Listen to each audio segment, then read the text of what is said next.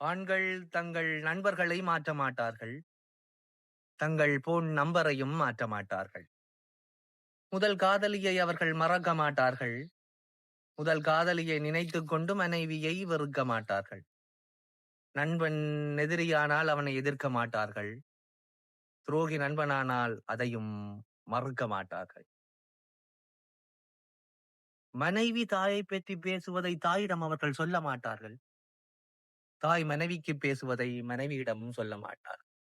பசித்தவன் அருகில் இருக்கையில் இவர்கள் புசிக்க மாட்டார்கள். தவித்தவன் அருகில் இருக்கையில் இவர்கள் சிரிக்க மாட்டார்கள். வேதனையில் ஒருவன் இருப்பதை பார்த்து அவர்கள் கடந்து செல்ல மாட்டார்கள். தனக்குள் இருக்கும் வேதனையை அவர்கள் காட்டிக் கொள்ள மாட்டார்கள். ஆண்கள் வலிகளை வெளியில் சொல்ல மாட்டார்கள். அன்பு நண்பர்களே, ஆண்கள் வலிகளை வெளியில் சொல்லவில்லை என்பதன் பொருள் அவர்களுக்கு வலிக்கவில்லை என்பதல்ல. சோகங்களையும் தியாகங்களையும் வலிகளையும் தன்னுள்ளே சுமந்து செல்லும் ஆண்களை கொஞ்சம் சுதந்திரமாயிருக்க விடுங்கள். அழுத்தங்கள் கொடுக்காதீர்கள். கொஞ்சம் நிம்மதியாய் தூங்க விடுங்கள். ஒரு பெண்ணின் மனது பெண்ணுக்கு தெரியும் என்பார்கள் தோழர்களே. இல்லை, ஒரு பெண்ணின் மனது மட்டுமல்ல, ஒரு ஆணின் மனதும் இன்னொரு ஆணுக்குத்தான் தெரியும்.